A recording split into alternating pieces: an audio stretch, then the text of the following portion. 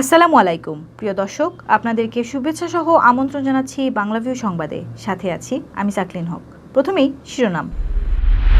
সিলেটে ফিরে ক্রিকেট প্রেমীদের ভালোবাসা সিক্ত হলেন অনূর্ধ্ব ১৯ বিশ্বকাপ জয়ী ক্রিকেটার তানজিম হাসান সাকিব। ১ মাস বন্ধ থাকার পর খুলে দেওয়া হয়েছে জিন্দাবাজার বারুদখানা সড়ক। জালালাবাদ থানা এলাকা থেকে গণধর্ষণের ২ আসামি আটক, জেল হাজতে প্রেরণ।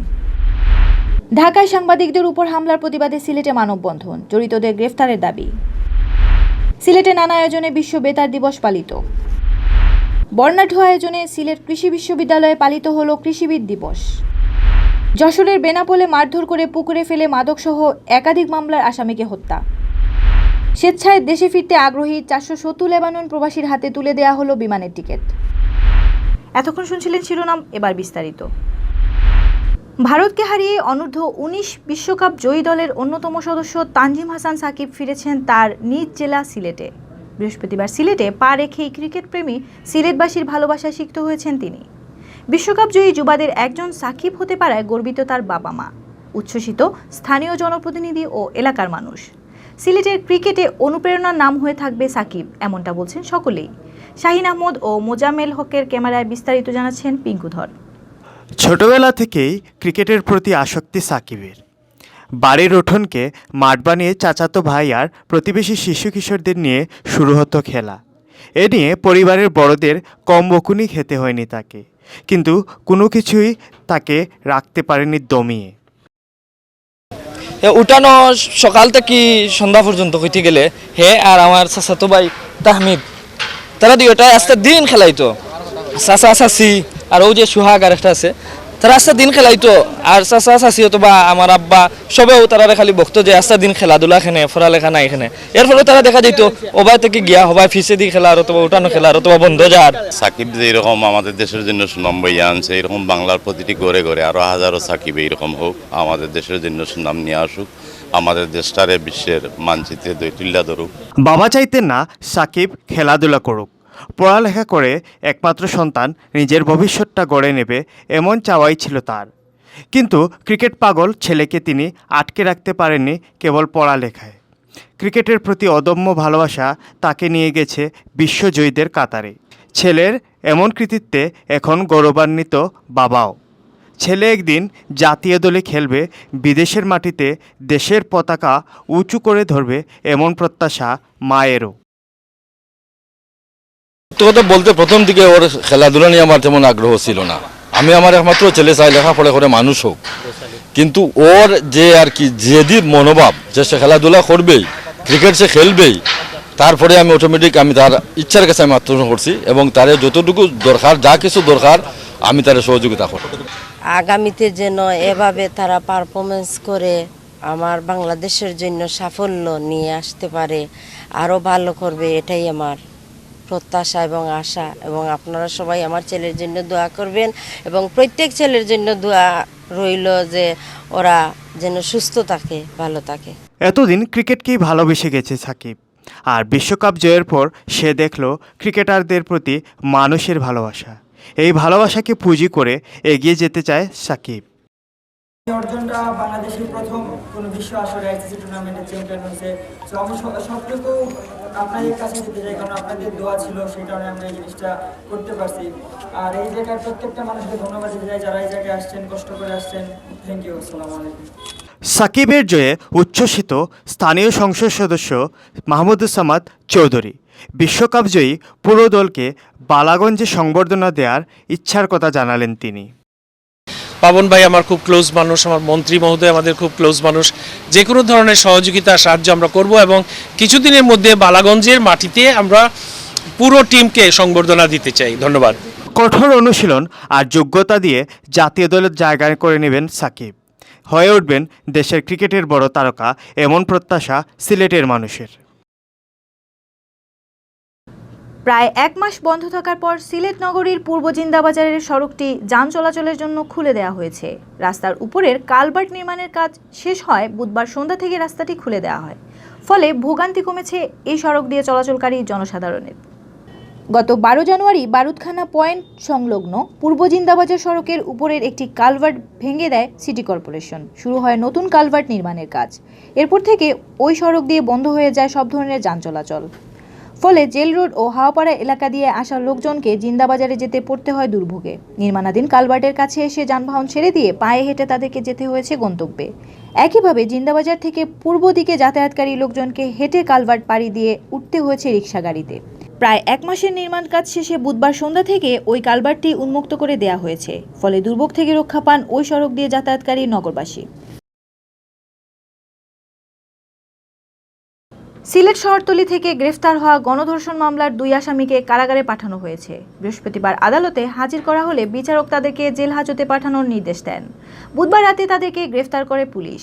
গ্রেফতার হওয়া 2 আসামি হলেন জালালাবাদ থানার গালিমশাহ গ্রামের মাসুক মিয়ার ছেলে আব্দুল কাদির বাদশা ও ভগতিপুর গ্রামের মৃত মতলিব আলীর ছেলে মুহিবুর রহমান।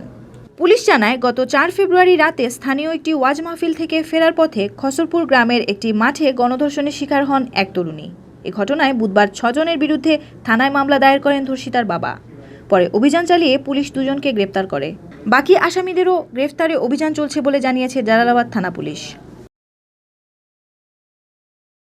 ঢাকায় নিউজ 24 টেলিভিশনের রিপোর্টার ফখরুল ইসলাম ও ক্যামেরা পার্সন শেখ জালালের উপর বন ব্যবসায়ীদের হামলার প্রতিবাদে সিলেটে মানববন্ধন কর্মসূচি পালিত হয়েছে। বৃহস্পতিবার সকালে সিলেট কেন্দ্রীয় শহীদ মিনারের সামনে টিভি ক্যামেরা জার্নালিস্ট অ্যাসোসিয়েশন টিসিজে এর উদ্যোগে এক কর্মসূচি পালিত হয়। মানববন্ধনে সাংবাদিক ছাড়াও সিলেটের সুধী সমাজের প্রতিনিধিরা উপস্থিত ছিলেন।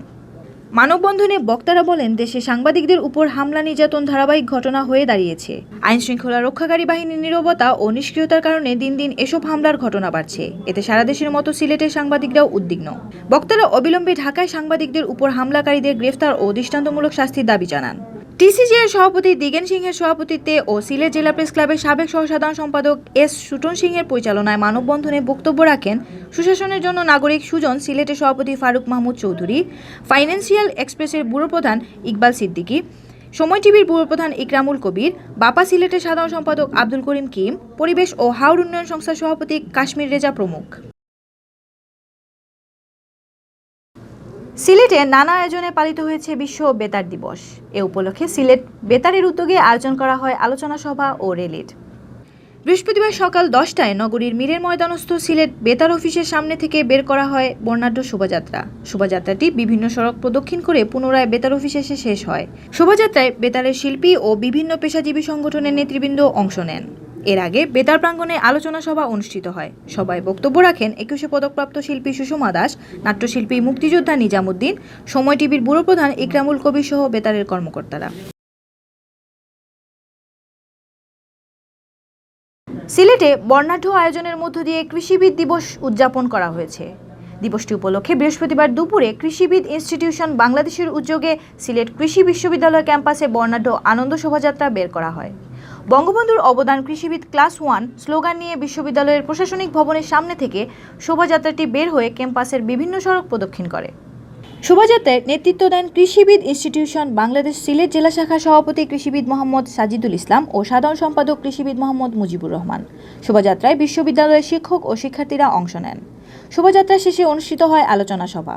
সভায় বক্তারা বলেন, বাংলাদেশের আর্থসামাজিক উন্নয়নে কৃষির গুরুত্ব অপরিসীম। কৃষির উন্নয়নের মাধ্যমেই ক্ষুধা ও দারিদ্র্যমুক্ত বাংলাদেশ করা সম্ভব।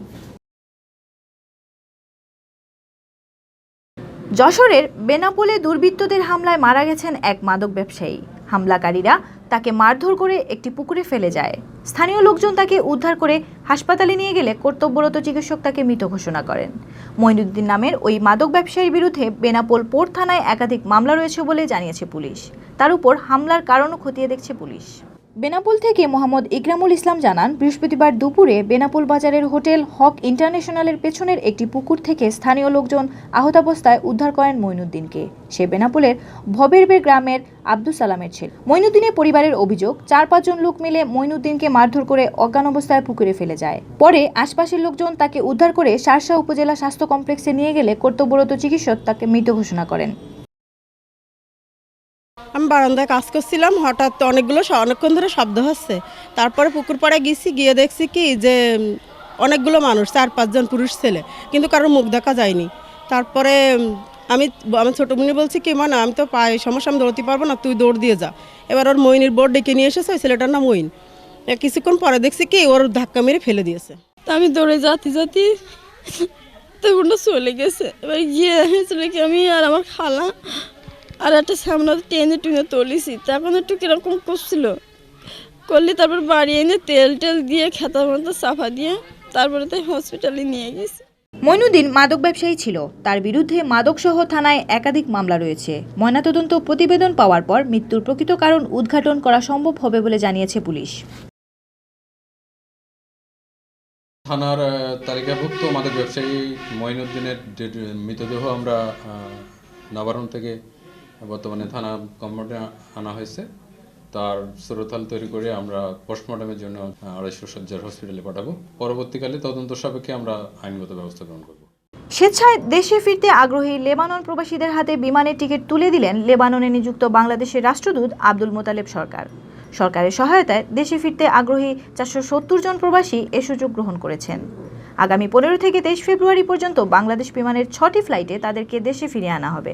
দীর্ঘদিন ধরে এসব প্রবাসী অবৈধভাবে লেবাননে বসবাস করছিলেন। লেবানন থেকে সাংবাদিক মোহাম্মদ জুয়েল রানা জানান, লেবাননে অবৈধভাবে বসবাসরত প্রবাসীদের দেশে ফেরাতে বিশেষ উদ্যোগ নেয় বাংলাদেশ সরকার। এর অংশ হিসেবে নিবন্ধন করা হয় দেশে ফিরতে আগ্রহীদের নাম। স্বেচ্ছায় দেশে ফিরতে আগ্রহীদের শেষ গ্রুপের 470 জনের হাতে মঙ্গলবার তুলে দেওয়া হয় বিমানের টিকিট। এ উপলক্ষে দূতাবাস প্রাঙ্গণে আয়োজিত এক অনুষ্ঠানে রাষ্ট্রদূত আব্দুল মোতালেব সরকার প্রবাসীদের সবসময় আইন মেনে চলার আহ্বান জানিয়ে বলেন, কোনো পরিস্থিতিতেই প্রবাসীদের অবৈধভাবে লেবাননে বসবাস করা উচিত নয়। অবৈধভাবে বসবাসকারীদের দেশে ফেরাও খুব কঠিন। এই সুযোগে কফিলরাও অবৈধ প্রবাসীদের নানাভাবে হয়রানি করে থাকে। অবৈধভাবে বসবাসরতদের বিরুদ্ধে মামলা হলে সে মামলা থেকে রেহাই পাওয়া বেশ কঠিন। রাষ্ট্রদূত আরও বলেন, লেবাননে বাংলাদেশিদের যথেষ্ট সুনাম রয়েছে। এ সুনাম রক্ষা ও দেশের ভাবমূর্তি উজ্জ্বলে অপরাধমূলক কর্মকাণ্ড থেকে সবাইকে দূরে থাকতে হবে। প্রায় 4.5 বছর দায়িত্ব পালন শেষে আগামী সপ্তাহে লেবাননে নিযুক্ত বাংলাদেশের রাষ্ট্রদূত আব্দুল মোতালেব সরকারও দেশে ফিরে আসছেন। এতক্ষণ শুনছিলেন বাংলাভিউ সংবাদ। এরপর প্রচারিত হবে সিলেটের আঞ্চলিক ভাষায় সংবাদ। দেখার আমন্ত্রণ রইল। সাথে থাকার জন্য ধন্যবাদ।